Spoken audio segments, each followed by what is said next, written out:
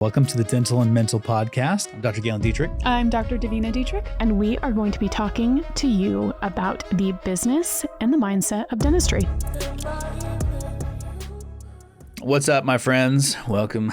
It's your boy, Wackson. We are on, if you guys don't know, Dylan, will you link it? Will you link Wackson's Instagram? It's your boy, Wackson. We'll give him a shout out. I cannot talk about the drip. I do not have drip. I look like dad. We love Wackson. So if you guys don't know who Wackson is, we're going to link his Instagram. He will make you happy. You're welcome, Wackson. You just went up 4 followers. Yeah, I know. We're just trying to ride Wackson's coattails. Okay. That's right. All right, guys. Welcome to the Dental and Mental Podcast. I'm Dr. Davina Detrik. I'm Galen Detrik. Yeah. Dr. Galen Detrik. Yeah, Don't right. Keep, You're not my dental assistant. I might be, though. All right, we have to address the elephant in the room just because I feel, some kind of way about it. Well, okay. I am currently peeling because I got an acid peel. Oh, on your face? Mm-hmm. Yeah. So if you guys see that, I'm committed to the podcast, so I will come on here ugly. I mean, no one was going to see it probably. No, they would. They would Now have. they will. They would have. So I've got to just say, there is no makeup, there is peeling skin, but I'm here for you. I'm here for the people. Our kids, actually, Danica was looking at you the other day and you're like, oh no, mama, I don't like it. Well, the show must go on. The show must go on. Here we are. Okay. Well, you have something to share with us today. We were kind of talking about we have our program, our coaching, consulting course, live in-person program called NEXiT that's out. And we're enrolling people now. And as we're talking through it, we were like, what's our next, right? Because everyone, that's the belief. The belief is that everyone has a next. It's just there are certain people who really understand what it is and know it and are maybe not sure exactly how to get there. Yeah. And in that same vein, you and I were like, well, we have our next. What is it? And so you've brought yours to the table. Yeah, I have. So NEXiT is a smaller way of saying reinvention, right? I love the idea of reinventing. And you and I have talked about it in the context of sometimes we reinvent too much. And so it can then become a challenge to be known for a thing. But reinvention done to a common purpose or goal, I think can be a really good thing. Right. It depends on the goals of the person or entity, right? So for Thrive, maybe reinventing too much, it's hard for people to keep up. But for us as individuals, I think we like it. Yeah, I think so. So one of my favorite books around reinvention actually is Mr. Playboy. Okay. It's about Hugh Hefner. Yeah. Well, yeah. I would imagine so. Yeah. Well, I mean, who knows? It could be about somebody else. Yeah, the Dalai Lama. Who knows? Yes. Yeah. Probably. It was between those two, and you chose correctly. Right. Good job. But it's such a good book. It is a heavy read. It's it's a thick book. You know what I mean? Yeah. But it's a fantastic book. Really seeing where he decided to completely reinvent and go all in on his reinvention was absolutely fascinating. So I like that idea of being able to reinvent, and that's really what we're doing with NEXiT. You and I, this is the first thing that we've done together. In a long time. Collaboration with all the pieces that are missing in dentistry. It's something that you can't find in dentistry, so it's something that we really wanted to create. Where do dentists go to reinvent? Where do they go to up level? And so you and I have created those pieces within NEXiT. It's kind of where you go when you're starting to feel a little bored. Yeah. Boredom's not a good thing for people who are high achievers. Oh, they become very badly behaved. Very badly behaved. You make weird decisions. You add things to your plate that you should not have. You start to accumulate. You get excess. There's a lot of weird things that happen when you are starting to get bored. And you may not call it that. You may not look at it and say, "Oh yeah, I'm so bored. I got to figure out something to do here." It can just start to tease its way into your life. And so I think that's why I'm excited about this, because this is present in a lot of people. There's a lot of people that feel that kind of just low grade boredom. And there has to be something different to this, right? And even when you think about dentistry as a whole, you and I have said it before, but guys, the field's boring. I mean, people don't do things cool ways anymore. It's all kind of like just copycat. There's no new ideas, new great cool branding, great storytelling. Fucking none of that. None of it. No, it's not, which is why dentistry will go the way of medicine and be completely bought out. Mm-hmm. Yep. If there is no innovation, right? 100%. Because then you're bored yourself. And so you're like, okay, I'll sell my practice to corporate. Fuck this shit. Well, and then you lose the individuality, which is what we all kind of got into it for. Like most dentists, I think that's part of what drew us to the field in the first place, is some sense of individuality and autonomy and creativity. And you can kind of create your own shop, make it your way, talk to people the way you want to, set your own fees, like all those things, right? Pick your hours. That's going away. Right. It's going away. We have a lot of friends that I was just talked to a friend recently, and he was working 6 days a week. Mm-hmm. And it's because that's just the way the corporate model's working. And, that slowly kills you. Right. Yeah, absolutely. So yes. So this is not like the things that I'm going to list off today. This is not my next. This is a piece of it. Yeah. So we're gonna have to link a lot of things in the show notes. But one of the things that I was watching recently, and Dylan had already seen this. So when I sent it to you guys, Dylan was like, "Oh, I love that." Is a Vogue interview where Rick Owens is doing a tour of his home. Rick Owens is a fashion designer, one of the few that is independent. He's not by any of the big companies that house most fashion brands. And all those. Yeah. Right. Yeah. Mm-hmm. So he's still independent and he's doing a home tour. Okay. And it was so incredibly beautiful because it was very special. And Dylan said it the best. He's like, there's a lot of warmth to it because sometimes when you go really minimal, it feels sterile. Mm-hmm. So his home tour had a lot of warmth to it, but it was really stripped back and it was not minimal, but only what was essential for him. Yeah. And so I watched this video like a million times because I could really feel the peacefulness of his space and the curation of it. And it was like one thing is not like the other. So I was looking at my own life and I was so attracted to the feeling that I got when I was watching that video that it really sparked something that I need to strip back to some things that are essential. Todd Herman has talked about this a lot, which you did an interview in Prolific with Todd Herman. Yeah, sure did. So we can even put that in there too. We're just linking everything. Yeah. Well, it's good because I think people need to start to get an idea of some of the things that we're talking about. And I love when you get to go on these tangents and explore new topics. But Todd Herman talked about this, and what he teaches is called the Prada Protocol. So this is something that I learned from him. And what it is creating a list where you itemize things that are essential to you. And then everything else gets removed and stripped back. Mm. And I really love that because a lot of people in the group, when we did this was like years ago, they could have their whole life on a piece of paper and they really got to see these are the things that are essential. Yeah. Yeah. And so for 2025, I personally am doing a no-buy. Yes. When you showed this to me, actually, you were like very excited. You're like, I need to tell you something. I was like, okay, well, let's go for it. Anytime, as a PS here, anytime Davina sits me down and says, I have something to tell you, I'm always like, whew, brace yourself, because she's going to have something wild that she's about to share with you. So this was no different, actually. Yeah, and I've never been inspired to do a no-buy. I am a self-proclaimed maximalist. Correct. Even on this podcast, actually, we had a whole episode about you being a maximalist. But yeah, you're going to have to give people a little context. What's a no-buy list? Okay. We know a no-fly list. But what's the no-buy list? A no-buy are some rules that I have given myself and some parameters because I want to bring less stuff into our home, into my head, into my mind, into my awareness, and I want to narrow my focus. And this is what I did a post about the other day, where it's like, it's not more for the sake of more, and it's not less for the sake of less. It is less but better quality. Yes. You want to feel the depth of things more and deepen your experience and be able to focus on the things that are essential. Yes, exactly. So yeah, essential versus minimal. Yeah. So I am going to share my list of no-buy rules in case it inspires anyone else. Okay.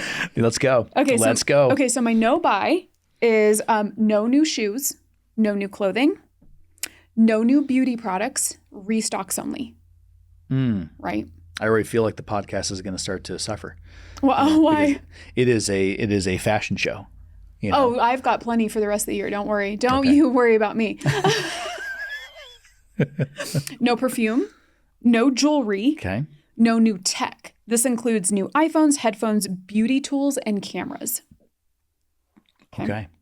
Takeout will be limited to once a month because you and I are working on some health and fitness stuff as well.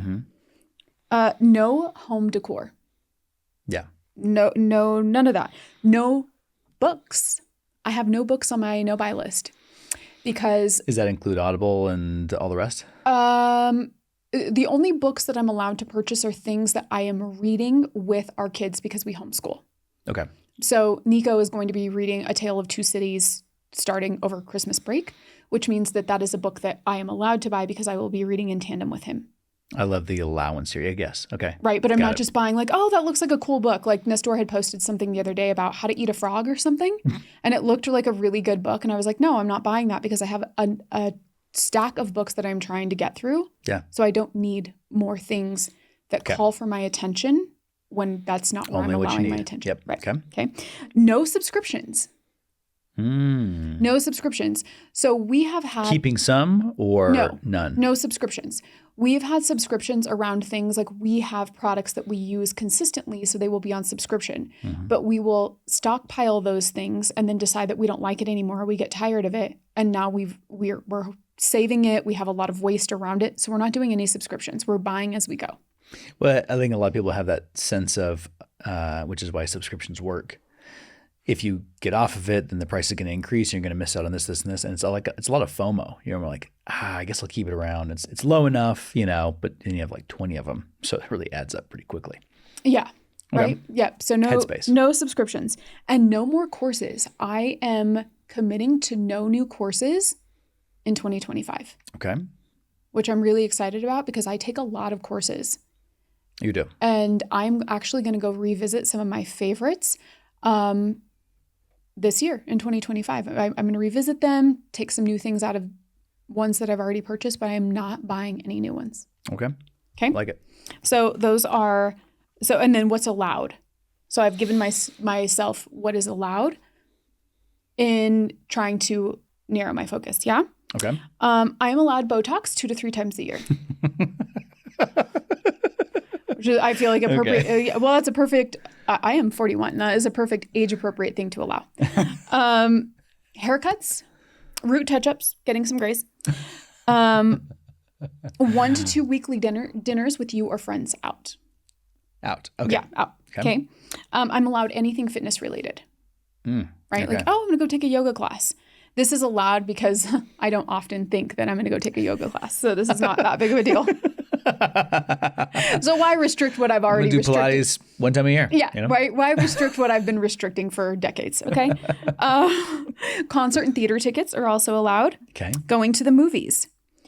Big family trip. Small trips with you. Okay. Big trips that are planned for. Yeah. Okay. I can shop when I travel with a budget and with a wish list. Who sets the budget? Me. I said it. Okay. I said it. Right. All right. But a budget means that I have planned for it. I have saved for things, and I'm not just buying things willy-nilly. They are things that are on my wish list, which I keep a running wish list. I like this. Okay. All right. An anniversary gift for you. Oh. Okay. A combined birthday Christmas gift for you. Okay. Okay. And 1 birthday gift for myself. From the wish list. That's the list? Yeah. That's pretty good. So these are my rules. Pretty good. Yeah. These are my rules. This is what I'm doing in 2025. We are going to be doing not this, but a very deeper version of taking an inventory of your life with the people of NEXT so that they start to get some really concrete ideas of how they're going to streamline their life. What is excess? What is essential? Going into the new year. Yeah. Yeah. Yeah. I think there's a lot of really good things in there, actually. there's some things we can laugh about because you're an extra person. And, putting hedges and boundaries around an extra person is always an interesting experiment. Yeah. But I'm excited about it because I do think I think this program will allow a lot of accountability all around. But that would be a question for you. Let's say that you didn't have NEXiT. Let's say you didn't have these, in some ways, like fail-safes. Because when you lead people through something, right? Yeah. You have to be in integrity with that. You should be in integrity with that. So that's a really good thing that you and I have used. When we teach people when we coach them, consult with them, teach them anything, there's always that sense of holding us accountable to what our goals are. Absolutely. And what our next are. And so that's how we've actually sustained growth year after year, is because we work with people. And so we're always having to stay ahead. Absolutely. Let's say you didn't have that. How do you maintain that list? What's your accountability? How do you ensure that it's adhered to? Well, I think the bonus is the fact that we lead people, right? Okay. Like that's something that is nice for accountability, but it's not something that's necessary or required. I'm going to be me regardless of what everybody else is doing, right? Yeah. So it's just an added layer that I get to lead myself, and other people also get to come on the journey with me, but I'm not going to stop it because there is nobody following me. Like, I'm still going to do me. Yeah. Yeah. So what about you? What are some things that you're going to be focusing on or stripping back and narrowing for 2025? Yeah. I am focused heavily on health. Yeah. Health more than anything. Well, you also just had a birthday yesterday. I did. I'm 40. Is that why you're focusing on health? It's that mid-quarter life crisis. No, yeah. I mean, age is just a number. That people say that all the time. But I do think that there is something that happens mentally a little bit. Maybe it's societal. I don't know. But you do feel kind of like, all right, I'm in my 40s now. It is a different decade. Every birthday is going to start with a different number now. So you start to feel a little bit like there's a goal, there's a trajectory that you're going to be jumping into, and you have to kind of like get rid of what was the 30s to step into the 40s. If you enjoyed this episode of the Dental and Mental Podcast and this topic resonated with you, we go so much deeper inside the Thrive Lab. So if you too want to be copied but not replicated, come join us in the lab. And just for you, because you listen to the podcast, if you want a full $1,200 off of the year-long subscription, just use coupon code podcast. See you then. So I did an inventory myself of like, what did I like from the 30s? Mm-hmm. And what did I dislike? And I think the 30s was a decade of hustling. It was a lot of work. Yeah. And Dylan's been with us now for 7 years. We were driving up yesterday and he's 33 and he's like, I'm the age that you were when we first met. And it's kind of weird to like look back and be like, yeah, 7 years ago we met and that's true. You're now my age. So it's a weird thing to think about. And I also think that we kind of recounted some of the stuff that we've built and done and created and places we visited and people we've met. And it's a lot, it's a lot. We've built this extreme amount of content for people. And now I think I'm at that place where I'm thinking, I liked these pieces. I liked the goal that we were trying to achieve with that particular course or whatever else. And now I want to strip out that piece and I want to make things that are they're really focused on just what is necessary to be successful as a dentist and kind of step away from some of the other stuff, right? Like That was great. That was cool for the 30s. And now like I'm kind of done with that. So that means in some ways working a little bit less, but in more focused ways, which is important for health because I worked and have been working a ton, crazy hours all the time. So I want to step back from that for a lot of reasons, for time with you, time with our kids, and just mental clarity. Right. But I don't regret it. I don't regret that at all. I think that, sometimes people are actually, they lack a vision entirely and they can be lazy. And I'd much rather be a person who's constantly working and creating. Health-wise, I'm just noticing some stuff, thinning a little bit back here. Don't like that. Saw it on our guys trip. I was looking at a video. I was like, oh no, no, we can't have that. And so I was born with lordosis, which is an extreme curvature of your lower spine, and kyphosis, which is an extreme curvature of your upper spine. So my entire spine, if you have like the little S curve, is a lot more like it's like this versus being more like that. Mm-hmm. And so that's caused problems for me for most of my life. Like I've had back pain for a long time, and there's certain things that don't help it, like dentistry. Right. So stripping back the number of days that I work, most people would laugh at that because I only work 3 days. But yeah, I want to work 2. Yeah. And probably eventually get to a place where I'm only working 1 day a week. Again. And you've got a plan already in place to be at 2 days a week by the end of 2025. Correct. Yep. And you have to. Otherwise, you're going to work 3 days a week. Right. I think it's one of the things we've told our NEXT docs a lot, and anyone who's interested in that, that's what we're telling them over and over again. If you do not have a plan for making this happen, you will wake up a year from now and you'll be like, this is the year. And then you wake up a year after that and be like, this is the year. That's just the way it goes. And you actually lose a little bit of that energy and oomph every single time you do that because you're breaking trust with yourself. Mm-hmm. So I had to have a plan, and that plan's not just my own. I had to run that by my partner. And so we had conversations, Devin and I, about what that would look like. How do we strip back? He actually wants to strip back a little bit himself. Okay, so for both stripping back, what do you have to do? I have to bring on an associate, and we have to train that person, and we have to get them up and running at the same production that we are so that the practice doesn't suffer, and you have to increase team members or, move them around. So there's a lot of pieces that go to this, and that's a lot of what we're going to do with people. Just focusing on I think a lot more my own, just like my body. It's kind of a weird thing to think about, but I'm just very aware of wanting my skin to be as beautiful as yours. I'm not sure if I'm going to do acid peels. It looks pretty intense. No, I think it's a good thing to do. I mean, yeah, it's a good jury's thing out. Jury's out. I can speak to this from the future because I'm 41 and you just turned 40. So I know what you're going through. I know. I believe that you do. Well, that's when I started working with my splits coach when I turned 40, right? That's true. And you can pretty much do the splits now, almost. Yeah, my flexibility is like. Mine's not. Yeah, but that was hard for me to get my leg onto this leg. Yeah, but you can work with her too. She's incredible, and I think I've told you she is like corrected people's spines to where they're a couple of inches taller from the work that she's doing.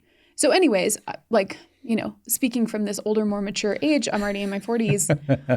I'm joking about it, but I'm not. No, you're not. I had a lot of those same things when I turned 40 where I thought it was really exciting actually to turn 40 because I'm like, okay, cool. This is a great time. Because let's be like, okay, when you're 20, you don't really need it, right? No. When you're 30, you're in such a building phase that you're usually. You don't have time. Well, it's time, and you're a lot of times you're too broke to afford it too. Like you're just starting in your career, right? Even think about a dentist. You're getting out of dental school. You're just starting to that's true.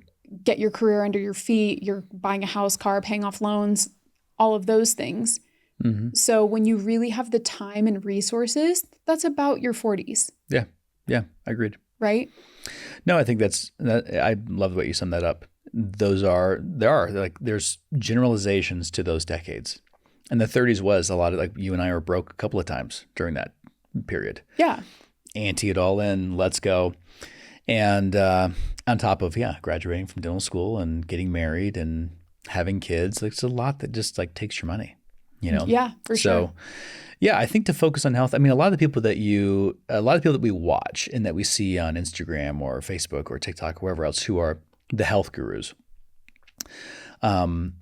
they've reached a certain state where they have probably a decent amount of money and they focus and put a lot of money into their body and into their health. Right. It is expensive to get supplements. It's expensive to eat really great, clean, healthy food, right? There's all the fitness stuff that goes around with that too. It's a lot of intention and time and effort and all the rest. And so I'm like you. I feel very excited about this next decade. I see it as an opportunity, and I think that's an important thing. Jocko talks about that, where it's like, you got a problem? Good. You have pain in your back? Good. You have an issue with this, that, and the other? Good. there's always that sense of, hey, this is an opportunity. It's time for us to jump into it. I think when we really trained ourselves to think that way, everything got more interesting, more fun. Mm-hmm. I think it really strengthened our mindset when we really trained ourselves to truly believe that. Yeah. To not fall apart at stress. Yeah. And it's something that our clients can do too. And not fall apart, but I actually think that you can perform at your highest level. Oh, yeah. During those times. And I've had a number of those instances, even way back, like playing college ball, like truly two of my favorite games of all time. I was in really bad straits, like physically. And one I was like taping up my ankle and slamming ibuprofen just to try to like get back out on the field. And it ended up being an amazing match. It was one of my best games ever. And another one was food poisoning, and I was hurling all night, and the rest of my team showed up hungover, and we had 2 guys that were missing. So we were like 9 guys on the team playing one of the best teams in the nation, and we won. And it was that sense of like, you double down, you have to, right? And it's actually what we're talking about. You have to strip down. What are the essentials? Don't do stupid stuff with the ball. Like, we're going to keep it amongst us, and you just play a smarter game. And I think the 40s is now like, okay, let's strip away some of the stuff we don't need, and let's focus on a smarter game. And I'm excited about that. Yeah, me too. All right. Well, next podcast episode actually will be somewhat, it'll kind of segue off of this. I've got a question for you. So we'll jump into it in the next one. All right. We'll see you guys soon. Welcome to the Dental and Mental Podcast. I'm Dr. Galen Detrik. I'm Dr. Davina Detrik. And we are going to be talking to you about the business and the mindset of dentistry.